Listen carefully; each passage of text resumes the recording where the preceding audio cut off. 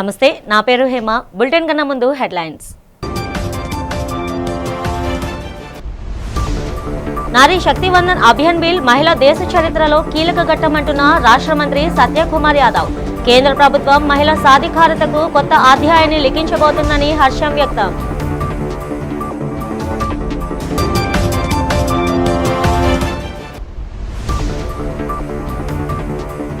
సింహాచలం శ్రీ వరహాలక్ష్మి నరసింహస్వామి దేవస్థానంలో జరగనున్న చందనోత్సవ వేడుకలకు సర్వం సిద్ధం. వేడుకల వివరాలు వెల్లడించిన దేవాదాయ శాఖ మంత్రి ఆనం రామనారాయణ రెడ్డి.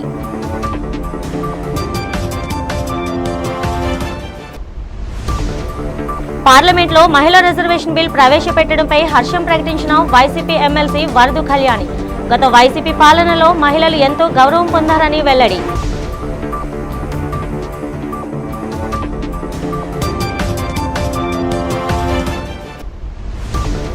నగరంలో ఈ నెల 14న అత్యంత ఘనంగా జరగనున్న డాక్టర్ బిఆర్ అంబేద్కర్ జయంతి ఉత్సవాలు కార్యక్రమాన్ని విజయవంతం చేయాలని పిలుపునిచ్చిన బొడ్డు కళ్యాణ్ రావు. పార్లమెంట్ సమావేశాల్లో మహిళా రిజర్వేషన్ బిల్కు ఆమోదం తెలిపే దిశగా అడుగులు పడటం దేశ చరిత్రలో ఒక చారిత్రాత్మక ఘట్టమని రాష్ట్ర ఆరోగ్య శాఖ మంత్రి సత్యకుమార్ కొనియాడారు. నగరానికి వచ్చిన సత్యకుమార్ యాదవ్ బీజేపీ కార్యాలయంలో నగర అధ్యక్షుడు Parasurama Raju, MLA Vishnukumar Raju, TDP parliament అధ్యక్షుడు పట్టాభిరామ్తో కలిసి మీడియాతో మాట్లాడారు. నారీ శక్తి వందన్ అభియాన్ బిల్ దేశంలో మహిళా సాధికారతకు కొత్త అధ్యాయాన్ని లిఖించబోతుందని హర్షం వ్యక్తం చేశారు. ఆర్టికల్ 370 రద్దు, ట్రిపుల్ తలాక్ వంటి సాహసోపేతమైన నిర్ణయాలు తీసుకున్న నరేంద్ర మోదీ ప్రభుత్వం మాత్రమే ఇటువంటి చారిత్రక నిర్ణయాన్ని తీసుకోగలిగిందని మంత్రి స్పష్టం చేశారు. ఈ బిల్ ఆమోదం పొందడం ద్వారా వచ్చే సాధారణ ఎన్నికల్లో మహిళలకు చట్టసభల్లో 33% సీట్లు లభిస్తాయన్నారు. ముఖ్యంగా ఎస్సీ, ఎస్టీ, బీసీ వర్గాలకు చెందిన మహిళలకు రాజకీయంగా గొప్ప అవకాశం కలుగుతుందని ఆయన పేర్కొన్నారు. ఇప్పటికే స్థానిక సంస్థలో 50% రిజర్వేషన్ల ద్వారా మహిళలు తమ సామర్థ్యాన్ని నిరూపించుకొని ప్రజాసేవలో అగ్రభాగాన నిలిచారని మంత్రి గుర్తు చేశారు. అనంతరం ఎమ్మెల్యే విష్ణుకుమార్ రాజు మాట్లాడారు. 17-18 తేదీల్లో జరగబోతున్న పార్లమెంటు సమావేశాలు ఒక చారిత్రాత్మకమైనవిగా చరిత్రలో మిగిలిపోతాయి. ఈ మన దేశ ప్రజాస్వామ్యానికి సరికొత్త నిర్వచనం చెప్తూ లింగ సమానత్వానికి దారితీస్తూ అదే సమయంలో గవర్నెన్స్లో కూడా పరిపాలన కూడా మహిళలకు దాదాపు సమాన ప్రాతినిధ్యం ఇవ్వాలనే ఉద్దేశంతో తీసుకువస్తున్న నారీ శక్తి వందన్ అధినియం బిల్లు ఒక కొత్త ఘట్టానికి తెరదీస్తుందని భావిస్తున్నాం. ఈ సందర్భంగా ఇటువంటి చారిత్రాత్మక నిర్ణయం తీసుకొని ఈ బిల్లును ప్రత్యేక సమావేశాల్లో పార్లమెంటుకు తీసుకొచ్చి మహిళల గౌరవాన్ని, చట్టసభల్లో ప్రాతినిధ్యాన్ని పెంచే నిర్ణయం తీసుకుంటున్న ఎన్డీఏ ప్రభుత్వాధినేత, దేశ ప్రధాని నరేంద్ర మోడీ గారికి ప్రత్యేకంగా మహిళా లోకం తరపున, ఆంధ్రప్రదేశ్ సోదరిమణుల తరపున ధన్యవాదాలు తెలియజేస్తున్నాం. ఈ నిర్ణయాన్ని స్వాగతిస్తూ ఉన్నాం భారతీయ జనతా పార్టీ తరఫున. వైసీపీకి అధికారం పోయినా అహంకారం తగ్గలేదని, గత పాలనలో అన్ని వర్గాలను భయపెట్టారని హోంమంత్రి అనిత అన్నారు. జగన్ అధికారం లేనప్పుడు అమరావతి రాజధాని అన్నారని, అధికారంలోకి వచ్చాక 3 రాజధానులు అని చెప్పి ఇప్పుడు మావిగన్ అనడం విడ్డూరంగా ఉందన్నారు. విశాఖపట్నంలోని తెలుగుదేశం పార్టీ కార్యాలయంలో ఆంధ్రప్రదేశ్ హోంమంత్రి వంగలపూడి అనిత ఈ సందర్భంగా మీడియా సమావేశం నిర్వహించారు. ఈ సందర్భంగా హోంమంత్రి అనిత మాట్లాడారు. ప్రజలకు సేవ చేయడమే లక్ష్యంగా రాజకీయ పార్టీలు ఏర్పడతాయని, అయితే వైసీపీ విధానాలు పూర్తిగా భిన్నంగా ఉన్నాయని అనిత అన్నారు. 5 ఏళ్ల పాలనలో రాష్ట్రంలో అభివృద్ధి కంటే విధ్వంసమే ఎక్కువ జరిగిందన్నారు. అధికారంలోకి వస్తే వినాశనం చేస్తామని చెప్పడం బాధాకరమని పేర్కొన్నారు. జగన్ అధికారంలోకి రావడానికి అనేక అడ్డదారులు తొక్కారని ఆరోపించారు. కుటుంబ సభ్యులను రాజకీయ ప్రయోజనాల కోసం ఉపయోగించుకున్నారని వ్యాఖ్యానించారు. ఈ వైఎస్ఆర్సీపీ పార్టీ ఏపీలో రాజకీయాలు చేస్తుందంటే నిజంగా ఈరోజు ఇలాంటి పార్టీలని ఒక 5 సంవత్సరాల పాటు ఇలాంటి పార్టీని యాక్సెప్ట్ చేసినందుకు ఇప్పటికే బాధపడుతున్న ఏపీ ప్రజలు ఆఖరికి మళ్ళీ సిగ్గుపడే పరిస్థితికి ఈరోజు తీసుకొచ్చే పరిస్థితి కనిపిస్తూ ఉంది. మనందరం తెలుసు, ఒక్క ఛాన్స్ అని ఆ రోజు ఒక మాటకి ప్రజల దురదృష్టం అనకూడదు కానీ కొంతమంది దౌర్భాగ్యం అనే చెప్పుకోవాలి. ఆ సందర్భంలో 5 సంవత్సరాలు వాళ్ళకి అధికారం ఇస్తే ఎటువంటి విధ్వంసం సృష్టించారు, ఎటువంటి వినాశనం సృష్టించారు. అయినా కూడా ఈరోజు ప్రతిపక్షంలోకి వెళ్ళిన తర్వాత కూడా అధికారం పోయినా అహంకారం ఎక్కడా తగ్గక ప్రజల్ని ఎలా ఇబ్బంది పెట్టాలి, ప్రజల్ని ఇంకా ఎలా భయభ్రాంతులను చేయాలి, లా అండ్ ఆర్డర్స్ ఇష్యూ ఎలా క్రియేట్ చేయాలి ఉద్దేశంతో అతను తీసుకెళ్తున్న నైజం. దేశవ్యాప్తంగా మహిళా రిజర్వేషన్ బిల్ చట్టంగా మారడం హర్షణీయమని వైఎస్ఆర్సీపీ మహిళా విభాగం అధ్యక్షురాలు వరదు కళ్యాణి హర్షం వ్యక్తం చేశారు. విశాఖలో నిర్వహించిన మీడియా సమావేశంలో ఆమె మాట్లాడారు. వైఎస్ జగన్ 5 ఏళ్ల పాలనలో మహిళలు రాజకీయంగా, ఆర్థికంగా మహారాణుల్లా గౌరవం పొందారని, కానీ నేటి కూటమి పాలనలో మాత్రం వారు బలి పశువులుగా మారుతున్నారని ఆవేదన వ్యక్తం చేశారు. రాష్ట్రంలో ప్రతిరోజు మహిళలపై అఘాయిత్యాలు, అత్యాచారాలు జరుగుతున్న హోంమంత్రి మాత్రం కేవలం జగన్పై విమర్శలు చేయడానికే పరిమితమయ్యారని మండిపడ్డారు. దిశ వ్యవస్థను నిర్వీర్యం చేసి శాంతి భద్రతలను గాలి కొదిలేశారని ధ్వజమెత్తారు. మరోవైపు షర్మిల చంద్రబాబు గూటిలో చిలకలా వ్యవహరిస్తూ బాబుకు కష్టం వచ్చినప్పుడల్లా బయటకు వచ్చి డైవర్షన్ పాలిటిక్స్ చేస్తున్నారని మండిపడ్డారు. ఆమె ఆంధ్రప్రదేశ్ కాంగ్రెస్ కమిటీకి కాకుండా చంద్రబాబు అభిమాన కమిటీకి అధ్యక్షురాలిగా వ్యవహరిస్తున్నారని ఎద్దేవా చేశారు. అమరావతి పేరుతో సాగుతున్న దోపిడీని, మహిళలపై ఎల్లో మీడియా చేస్తున్న నీచ వ్యాఖ్యలను ప్రశ్నించలేని షర్మిల వైఎస్ జగన్ మావిగన్ ప్రతిపాదనపై విమర్శలు చేయడం హాస్యాస్పదమని కళ్యాణి మండిపడ్డారు. చట్టసభల్లో 33% గనుక మహిళలకి రిజర్వేషన్స్ అమలైతే మహిళల హక్కుల గురించి కానీ, మహిళల రక్షణ కోసం కానీ, మహిళా సాధికారత కోసం కానీ తమ వాయిస్ ని చట్టసభల్లో మహిళలు వినిపించగలరు. ఈ విషయాన్ని గ్రహించారు కాబట్టి మా వైఎస్ఆర్ కాంగ్రెస్ పార్టీ అధినేత అయిన జగన్మోహన్ రెడ్డి గారు గత 5 ఏళ్లులా ఎంతో మహిళా పక్షపాత ముఖ్యమంత్రిగా పరిపాలించడమే కాకుండా మహిళల్ని ఆర్థికంగా, రాజకీయంగా, సామాజికంగా ఉన్నత స్థానంలో కూర్చోబెట్టడానికి ఎంతగానో కృషి చేశారు. రాజ్యాంగం ఇచ్చిన అవకాశాల కంటే తన రాజనీతి వలన మహిళలకు ఎక్కువ అవకాశాలని జగన్మోహన్ రెడ్డి గారు తను 5 ఏళ్లు ముఖ్యమంత్రిగా పరిపాలించిన కాలంలో ఇవ్వడం జరిగింది. స్థానిక సంస్థల్లో 50% రిజర్వేషన్స్ జగనన్న అమలు చేయడం జరిగింది. జగనన్న మహిళలకు ఇచ్చిన రాజకీయ పదవులు ఈ రాష్ట్ర చరిత్రలో కానీ, దేశ చరిత్రలో కానీ ఏ ముఖ్యమంత్రి కూడా ఇవ్వలేదని ఘంటాపదంగా చెప్పగలను. ఎందుకంటే జగనన్న ముఖ్యమంత్రిగా పరిపాలించిన కాలంలో ఒక మహిళా పక్షపాత ముఖ్యమంత్రిగా పరిపాలించి తను చేపట్టిన ప్రతి సంక్షేమ పథకం కూడా మహిళలే లబ్ధిదారులుగా ఉండేట్టుగా చేయడం జరిగింది.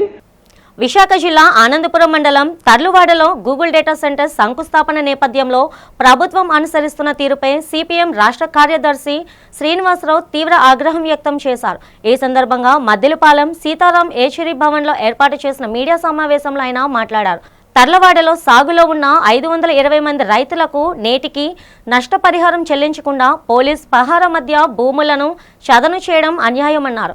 24 ఏళ్ల క్రితమే వీరికి పట్టాలు ఉన్నాయని, గతంలో ఇచ్చిన 5 సెంట్ల భూమి 5 లక్షల పరిహారం హామీని అమలు చేయాలని డిమాండ్ చేశారు. పర్యావరణ ప్రభావ అంచనా కానీ, ప్రజాభిప్రాయ సేకరణ కానీ లేకుండానే శంకుస్థాపనకు ఏర్పాట్లు చేయడంపై ఆయన మండిపడ్డారు. ఈ నెల 25లోగా తర్లవాడ రైతుల సమస్యలు పరిష్కరించకపోతే పెద్ద ఎత్తున నిరసనలు చేపడతామని హెచ్చరించారు. రాష్ట్ర ప్రభుత్వం చంద్రబాబు నాయుడు గారు ప్రకటించారు.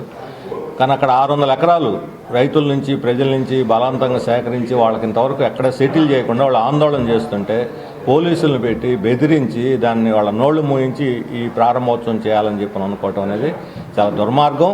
వెంటనే 25వ తేదీలోగా, 28 ప్రారంభం అంటున్నారు కాబట్టి 28వ తేదీలోగా వాళ్ళ సమస్యలు పరిష్కరించాలి. నీతి, నిజాయితీ, చిత్తశుద్ధి ఉండి ఇక్కడ గూగుల్ సెంటర్ రావాలి, అభివృద్ధి జరగాలని చంద్రబాబు నాయుడు కోరుకునే పని అయితే ఇక్కడ ప్రజల్లో ఉన్నటువంటి అనేక అనుమానాలు వాళ్ళు తీర్చాల్సిన అవసరం ఉంది. ఇక్కడ ప్రజలకు జవాబుదారీగా వ్యవహరించాలి. గూగుల్ కంపెనీకి, అదానికి కాదు. గూగుల్ మాస్క్ వేసుకొని అదాని వచ్చాడు, 600 ఎకరాలు అదాని కంపెనీకి కేటాయించారు. ఇంతకుముందు 300 ఎకరాలు అలాగే ఉంచారు, ఆ భూములు వెనక్కి తీసుకోలేదు. ఈ రకంగా భూములన్నీ పంజారం చేసేస్తూ అదాని కంపెనీకి గూగుల్ పేరు చేస్తే ప్రజలు ఒప్పుకుంటారనేటువంటి ఒక దుర్బుద్ధితోటి ఈరోజు రైతుల్ని బలి చేయటం, దళితుల్ని బలి చేయటం ఇది ఎట్టి పరిస్థితుల్లో మాకు ఆమోదయోగ్యం కాదు. ఎవరిని రానియకుండా వాళ్ళని అక్కడ అణిచేస్తున్నారు. 500 మంది రైతులకు ఇంతవరకు పరిహారం అందల, 5 దళితులకు అసలు ఇంతవరకు వాళ్ళు డీబూ ఫార్మ్ వాళ్ళ నిర్వాసితులు అనే విషయమే గుర్తించడానికి సిద్ధంగా లేదు. ఈ రకంగా దళితుల్ని రైతుల్ని అన్యాయం చేసి వాళ్ళని బలి చేసి మీరు గూగుల్ పేరుతో అదానికి ఈ భూములు కట్టబెట్టి అభివృద్ధి సాధిస్తారని చెప్పి అడుగుతున్నాం. ఈ నెల 20న జరగనున్న సింహాచలం చందనోత్సవ వేడుక నిర్వహణకు రాష్ట్ర ప్రభుత్వం నిర్దేశించిన ఎస్ఓపి ప్రకారం ప్రణాళికలు రూపొందించి పటిష్ట ఏర్పాట్లు చేస్తున్నామని రాష్ట్ర దేవాదాయ శాఖ మంత్రి ఆనం రామనారాయణ రెడ్డి తెలిపారు. ఏర్పాట్లపై విశాఖ కలెక్టరేట్లో సమీక్షించారు. అనంతరం మీడియా సమావేశంలో చందనోత్సవం నిర్వహణపై పలు కీలక అంశాలను ఇన్ఛార్జ్ మంత్రి డోల శ్రీబాల వీరాంజనేయ స్వామితో కలిసి ఆయన వివరించారు.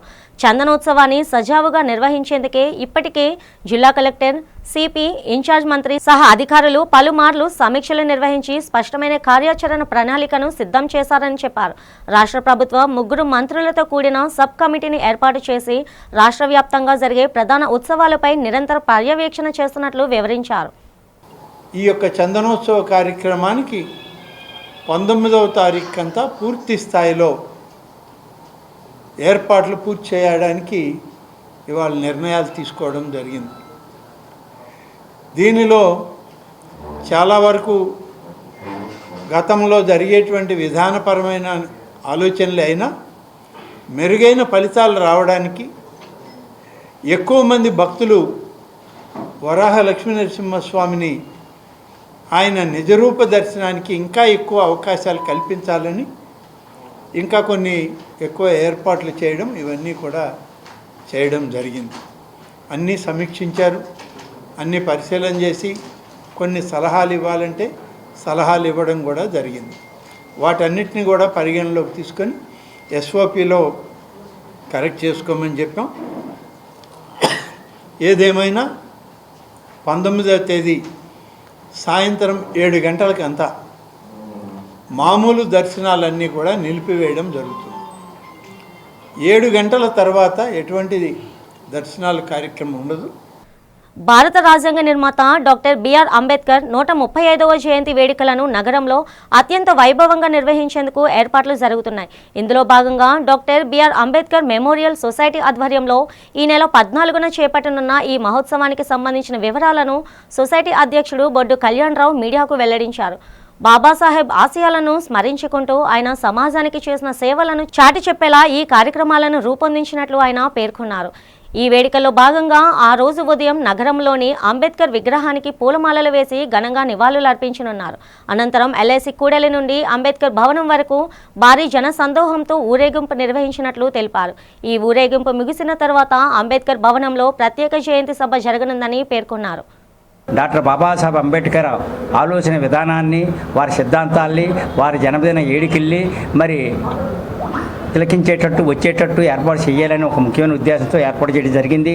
అదేవిధంగా ఎప్పుడు కూడా కని విని ఎరగని రీతిలో ప్రపంచ చరిత్రలోనే నాకు తెలిసినంత వరకు ఈ రోజు వరకు కూడా ఒక నాయకుడి గురించి యావత్ ప్రపంచం కూడా ఒకే రోజున జన్మదిన వేడుకలు చేయడం అనేది మనకు తెలియదు. అది ఒక బాబాసాహెబ్ అంబేద్కర్కి ఒక్కడికే దక్కిందని మనందరం కూడా మన దేశానికే గర్వకారణం అని చెప్పుకోక తప్పదు. ప్రపంచం అంతా యుద్ధ వాతావరణం ఉంది. దానివల్ల మనకు ధరలు పెరిగిపోయి ప్రజలందరూ ఎంత బాధపడుతున్నారో మనందరికీ తెలుసు. అలాంటి సందర్భంలో బాబాసాహెబ్ అంబేద్కర్ సమాన అవకాశాలు కలిగినటువంటి, పేదలు లేనటువంటి ఒక దేశాన్ని కలగన్నాడు. మరి అలాంటి కళ నిజం చేయాలంటే ఈవేళ 75 సంవత్సరాల తర్వాత కూడా ఆ కళ నిజం కాలేదు.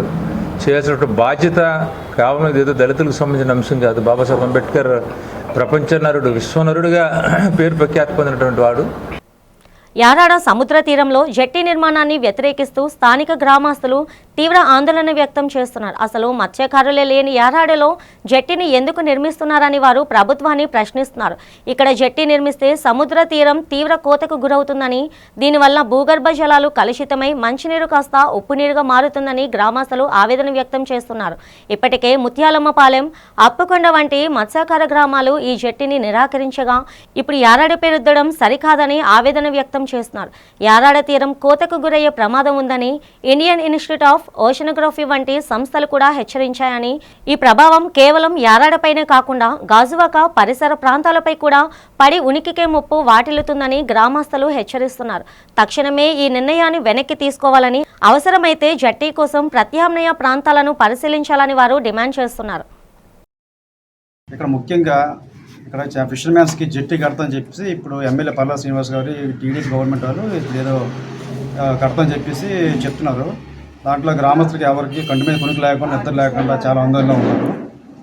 దయవించి ఇక్కడ పచ్చని వాతావరణం మా తల్లిదండ్రులు, మా తాతలు, మా ముత్తాతలు ఇక్కడ ఈ పంట పొలాల మీద ఇక్కడే ఆధారపడి జీవనోపాధి బ్రతుక్కుంటూ ఇక్కడే ఉన్నాం మేము. అలాంటిది ఇప్పుడు వేరే వాళ్ళకి తీసుకొచ్చి ఇక్కడ జెట్టి కడతాము, వాళ్ళకి అది చేస్తాం ఇది చేస్తాం అని అన్నారు. మాకు రిజిస్ట్రేషన్ ఆఫ్ చేసి ఇప్పుడు ఇంచుమించుగా చంద్రపూడి వెంకటరామయ్య టైంలో ఆఫ్ చేస్తారు రిజిస్ట్రేషన్లు. ఏమంటే కోర్టులో కేసు ఉందంటున్నారు. ఎమ్మెల్యే గారు ప్రయత్నం చేస్తున్నారా? ఏదైనా సరే ఇక్కడ జెట్టి కట్టడానికి ఎట్టి పరిస్థితుల్లో వీలు లేదు. మీరు ఏదైనా ఉంటే అక్కడ ఆ ఊర్లోనే అక్కడే వాళ్ళకి జెట్టి ఇవ్వచ్చు కదా. గంగవరం పోర్టులకు ఎవరికో ఇచ్చే స్థలం ఆ పక్కన వాళ్ళకి జెట్టి కట్టి వాళ్ళకి జీవనోపాధి కలిగించండి. ముచ్చిగారు ఇక్కడ ఎవరు లేరు, అంతా ఇక్కడ వ్యవసాయం చేసుకునే కూలీలు చేసుకుంటున్నారు. ఇప్పుడు గంగవరం పోర్టు వచ్చి రావడం వల్ల వ్యవసాయం కూడా ఇక్కడ అంతా పాడైపోయింది. ఇక్కడ మా గ్రామంలో ఏంటంటే ఇప్పుడు అక్కడ ఈ జెట్టి కట్టడం వల్ల ఏమవుతుందంటే వాటర్ ఫోర్స్ అనేది ఇటువైపు వచ్చేస్తుంది. ఆల్రెడీ ఆల్మోస్ట్ ఈ గంగవరం పోర్ట్ స్థాపించిన తర్వాత ఏమైందంటే వాళ్ళు వాటర్ని బ్లాక్ చేశారు. బ్లాక్ చేయడం వల్ల వాటర్ ఫ్లో అంతా విలేజ్ మీదకి వస్తుంది. మీరు ఇంచుమించు ఇప్పుడు ఈ బిల్డింగ్ బ్యాక్ వెళ్ళిన దగ్గరకు వచ్చింది, అడ్వాన్స్ అయింది కొంచెం. దానివల్ల రేపు పొద్దునే ఏం జరుగుతుందా అని చెప్పేసి మా గ్రామస్తులందరూ భయాలతో ఉన్నారు. సింహాచలం వరహాలక్ష్మి నరసింహస్వామి వారి వార్షిక చందనోత్సవ ఏర్పాట్లపై దేవస్థానం ఈవో జె వెంకట్రావు వివరాలు వెల్లడించారు. ఈ నెల 20న జరిగే అప్పన్న నిజరూప దర్శనం కోసం భక్తుల సౌకర్యం క్యూలైన్ల పనులు 90% పూర్తయ్యాయని ఆయన తెలిపారు. దర్శన టికెట్ల విక్రయానికి సంబంధించి ఈవో మాట్లాడుతూ మొత్తం టికెట్లలో 70% ఆన్లైన్ ద్వారా 30% బ్యాంకుల ద్వారా విక్రయిస్తున్నట్లు చెప్పారు. ఆన్లైన్ బుకింగ్స్ నేటి నుంచే ప్రారంభమయ్యాయని, భక్తులు ఉదయం 8 నుండి సాయంత్రం 4 గంటల వరకు టికెట్లు పొందే అవకాశం ఉందని పేర్కొన్నారు. ఇక మిగిలిన 30% టికెట్లను ఏప్రిల్ 13 నుండి 17వ తేదీ వరకు సింహాచలం, అడవివరం, అప్పన్నపాలెం, బిర్లా జంక్షన్లోని SBI, యూనియన్ బ్యాంక్ బ్రాంచ్లో విక్రయించినట్లు వివరించారు. దర్శన టికెట్లు 300, 1000, 1500 ధరలో అందుబాటులో ఉంటాయని, భక్తులు వీటిని గమనించాలని కోరారు. ముఖ్యంగా టికెట్ల విషయంలో దళారులను నమ్మి మోసపోవద్దని, కేవలం అధికారిక మార్గాల్లోనే కొనుగోలు చేయాలని ఆయన హెచ్చరించారు. ఈ నెల 20వ తారీఖున జరిగేటటువంటి చందనోత్సవం కార్యక్రమానికి సంబంధించి అన్ని ఏర్పాట్లు ఇంచుమించుగా పూర్తిగా వచ్చాయి. ముఖ్యంగా క్యూ లైన్లు ఏవైతే ఉన్నాయో ఫ్రీకి సంబంధించి 300, 1000, 1500 వరకు సంబంధించినటువంటి క్యూ లైన్లు ఏవైతే ఉన్నాయో క్యూ లైన్లన్నీ కూడా ఇప్పటికే ఒక 1500 రప్పించి మిగతా క్యూ లైన్లన్నీ కూడా సుమారుగా పూర్తిగా వచ్చాయి. అదేవిధంగా వారందరికీ సంబంధించినటువంటి ఏవైతే టికెట్లు ఏవైతే ఉన్నాయో ఆ టికెట్లకు సంబంధించి కూడా సుమారు 70% టికెట్లని ఆన్లైన్ ద్వారా, 30% టికెట్లను బ్యాంకుల ద్వారా ఇవ్వాలని చెప్పి నిర్ణయించడం జరిగింది. ఈ రోజు నుంచే ఆన్లైన్ టికెట్లు 1000 రూపాయలు, అదేవిధంగా 300 రూపాయల టికెట్లకు సంబంధించి ఆన్లైన్ నుంచి ఈరోజు ఇవ్వటం మొదలైంది. చాలామంది ఇప్పటికే తీసుకోవటం అనేది స్టార్ట్ చేశారు. ఈ ఆన్లైన్ టికెట్స్ ఈ రోజు నుంచి 17వ తారీఖు వరకు ఆన్లైన్లో ప్రతిరోజు ఉదయం 8 గంటల నుంచి సాయంత్రం 4 గంటల వరకు ఆన్లైన్ ఓపెన్ అయి ఉంటుంది. టికెట్లు భక్తులు తీసుకునవచ్చు. అదేవిధంగా బ్యాంకుల ద్వారా ఇచ్చేటటువంటి టికెట్స్ ఏవైతే ఉన్నాయో అవి రేపటి నుంచి అంటే 13వ తారీఖు నుంచి 17వ తారీఖు వరకు టికెట్స్ డిస్ట్రిబ్యూషన్ అనేది పర్చేజ్ చేసుకోవడానికి యూనియన్ బ్యాంక్ ఆఫ్ ఇండియా, అదేవిధంగా స్టేట్ బ్యాంక్ వారితో ఏర్పాటు చేయడం జరిగింది. ఈ నెల 26 నుండి 29 వరకు తిరుపతిలో నిర్వహించనున్న AITUC ఆంధ్రప్రదేశ్ రాష్ట్ర 18వ మహాసభలను జయప్రదం చేయాలని AITUC జిల్లా అధ్యక్షుడు ఎం మన్మథరావు, CPI జిల్లా కార్యదర్శి ఎం పైడిరాజు పిలుపునిచ్చారు. ఆదివారం మధురవాడ జాతీయ రహదారి వద్ద ముఠా కార్మికులతో సమావేశమైన నాయకులు మహాసభల కరపత్రాలను ఆవిష్కరించారు. 1920లో స్థాపించబడిన ఏఐటియుసికి లాలా లజపతి రాయ్, నెహ్రూ, సుభాష్ చంద్రబోస్ వంటి మహానీయులు నాయకత్వం వహించారని వారు గుర్తు చేశారు. కేంద్రంలోని మోదీ ప్రభుత్వం కార్మికులు పోరాడి సాధించుకున్న 29 కార్మిక చట్టాలను రద్దు చేసి 4 లేబర్ కోడ్లను తీసుకురావడాన్ని వారు తీవ్రంగా వ్యతిరేకించారు. ఈ లేబర్ కోడ్లకు వ్యతిరేకంగా పాత చట్టాల పునరుద్ధరణ కోసం మహాసభలో భవిష్యత్తు కార్యాచరణను రూపొందించినట్లు తెలిపారు. కార్మిక లోకమంతా 26న జరిగే ప్రదర్శనలో మహాసభల్లో పాల్గొని విజయవంతం చేయాలని వారు కోరారు. ఈ కార్యక్రమంలో ముఠా కార్మిక సంఘం నాయకులు వెంకటరెడ్డి, చిన్నారావు, తోగులరెడ్డి తదితరులు పాల్గొన్నారు. ఏప్రిల్ 26 నుంచి 29 వరకు ఏఐటియుసి రాష్ట్ర మహాసభలు తిరుపతి నగరంలో జరుగుతూ ఉన్నాయి. 26వ తారీఖున వేలాది మంది కార్మిక వర్గంతో రాష్ట్ర నలుమూలల నుంచి తరలి వచ్చిన కార్మిక వర్గంతో మహా ప్రదర్శన, అలాగే బహిరంగ సభ ఉంటుంది. ఈ బహిరంగ సభలో ఏఐటియుసి అఖిల భారత ప్రధాన కార్యదర్శి అమర్జిత్ కౌర్ అనేది అనాథలకు, అభాగ్యులకు సాయం చేయడంలో ఉన్న సంతృప్తి మరెక్కడ లభించదని టీడీపీ సీనియర్ నాయకురాలు 36వ ward cluster incharge Kedari Lakshmi పేర్కొన్నారు. ఈ సందర్భంగా తన జన్మదిన వేడుకలు పార్టీ నాయకులు, శ్రేయోభిలాషుల ఆధ్వర్యంలో ఏవిఎన్ డౌన్లో ఉన్న ప్రేమ సమాజంలో వృద్ధుల మధ్య జరిగాయి. ఈ కార్యక్రమంలో కేదారి లక్ష్మి కేక్ కట్ చేసి అనంతరం వారికి పళ్ళు, మిఠాయిలు పంపిణీ చేశారు. ఈ సందర్భంగా కేదారి లక్ష్మి మాట్లాడారు. తన జన్మదిన వేడుకలు ఇలా జరుపుకోవడం ఎంతో సంతృప్తినిస్తుందన్నారు. ప్రతి ఒక్కరూ తమ కుటుంబంలో జరిగే శుభకార్యాలను అవకాశం ఉన్న మేరకు ఇటువంటి వారి సమక్షంలో చేసుకునే విధంగా ప్రయత్నం చేయాలని కోరారు. పేద ప్రజలకు అండగా నిలిచే కూటమిలో తాను ఉండడం ఎంతో ఆనందంగా ఉందన్నారు. తమకు ఎల్లవేళలా సహాయ సహకారాలు అందిస్తున్న టీడీపీ దక్షిణ ఇన్ఛార్జ్ సీతంరాజు, సుధాకర్కి ధన్యవాదాలు తెలిపారు.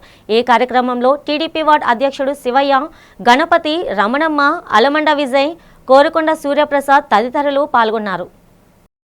ఒక ప్రపంచానికే ఒక ప్రఖ్యాతి ఇచ్చినటువంటి జ్యోతిరావు పూలే గారు జయంతి సందర్భంగా అదే రోజున నేను కేదార్ లక్ష్మిని ఈరోజు నా పుట్టినరోజు జరుపుకోవడం చాలా ఆనందంగా ఉంది. ఇక్కడ 36వ వార్డులో ఉన్నటువంటి మా ముఖ్య నాయకులు, మహిళలు, కార్యకర్తలు, వార్డు అధ్యక్షులు శివయ్య గారు, అలాగే మళ్ళీ అన్నయ్య గారు గణపతి గారు, అలాగే విజయ్, కోరుకొండ ప్రసాద్, రెడ్డి రావణ, రాంబాబు, ఓదురు కుమారు, భద్రరావు, అలాగే సత్యనారాయణ, కురు రావణ్ బాబు, ఇంకా బోడేటి కిరణ్, రాయిరాము, బ్రహ్మాజీ, విజయ్, అలాగే వెంకటలక్ష్మి, సూర్యమణి, చంద్రకళ, ఆదిలక్ష్మి, సుశీల, అచ్చియమ్మ, ఇంకా నాసిఫు, చాలామంది, జఫరుల్లాబాయ్, చాలామంది ఉన్నారు.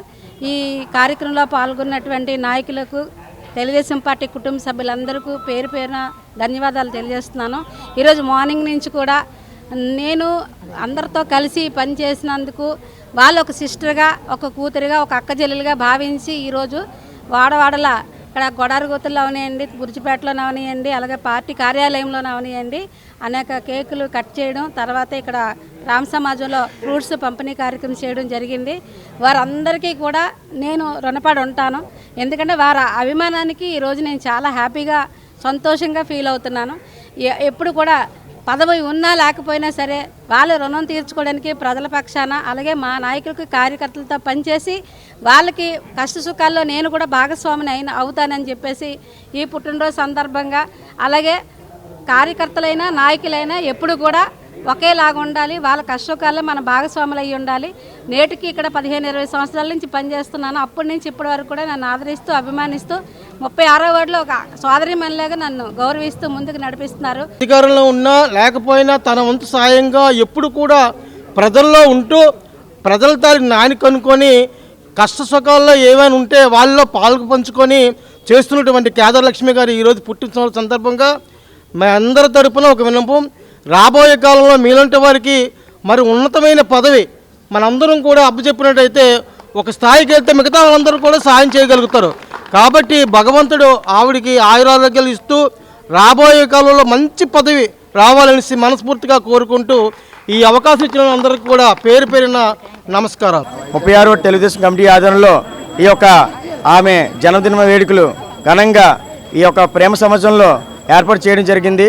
ఈ యొక్క కార్యక్రమానికి మా యొక్క ప్రజలు, చాలామంది మహిళలు, పెద్ద ఎత్తున సంఘ నాయకులు అందరూ కూడా వచ్చి ఇవిడికి జన్మదిన శుభాకాంక్షలు తెలియజేయడం జరిగింది. కావున ఈ సందర్భంగా ఒకటి తెలియజేసుకుంటున్నాం. మా దక్షిణ నియోజకవర్గ తెలుగుదేశం పార్టీ ఇన్ఛార్జ్ ఎన్టీఆర్ వైద్య సేవ చైర్మన్ మా సీతారాం సుధాకర్ గారు ఆవిడకి మా కేదారలక్ష్మి గారికి రేపు ఆవిడ అతని ఆశీస్సుతోటి రేపు రాబోయే రోజుల్లో ఉన్నంత పదవులు ఉండాలని చెప్పేసి ఈ రోజు సందర్భంగా తెలియజేసుకుంటూ మరొకసారి ఆవిడకి పుట్టినరోజు శుభాకాంక్షలు తెలియజేసుకుంటున్నాం.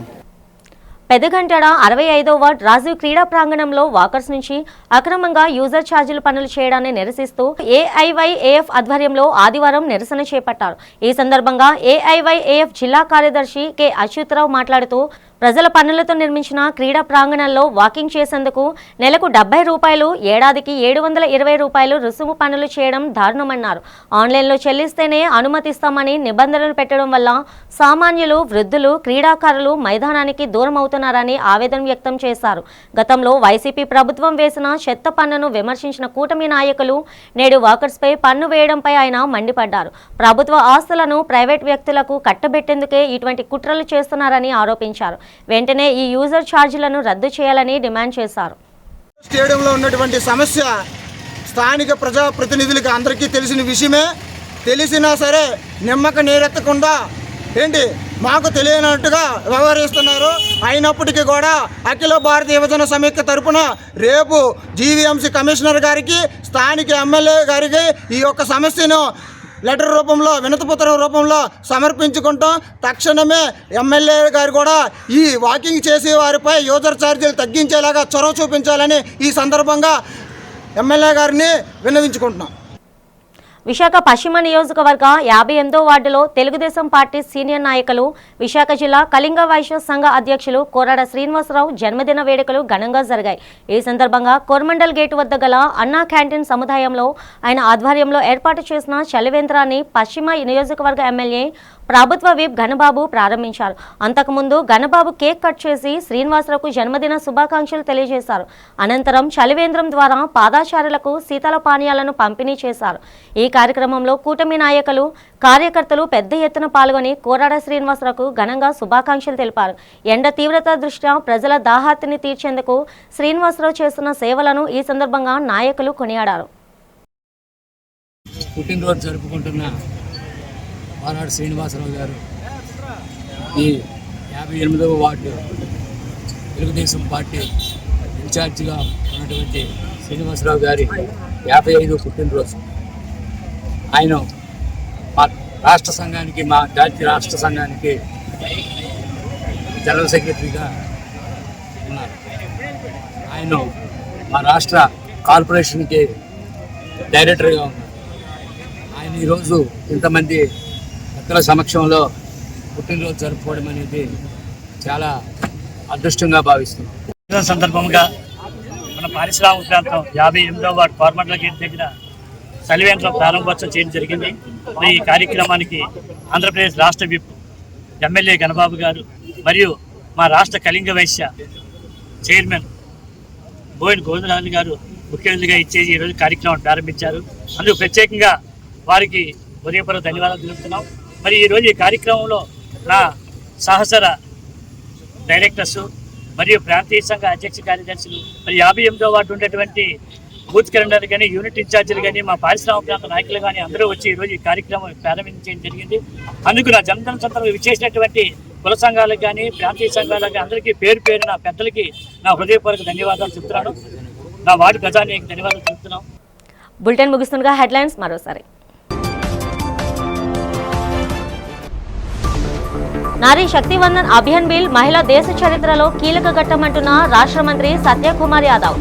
కేంద్ర ప్రభుత్వం మహిళా సాధికారతకు కొత్త అధ్యాయాన్ని లిఖించబోతుందని హర్షం వ్యక్తం.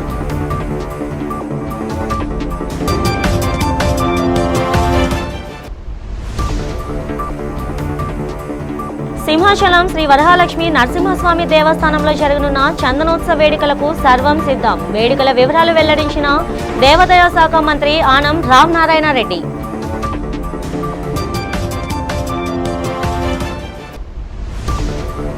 పార్లమెంట్లో మహిళా రిజర్వేషన్ బిల్ ప్రవేశపెట్టడంపై హర్షం ప్రకటించిన వైసీపీ ఎమ్మెల్సీ వరదు కళ్యాణి. గత వైసీపీ పాలనలో మహిళలు ఎంతో గౌరవం పొందారని వెల్లడి.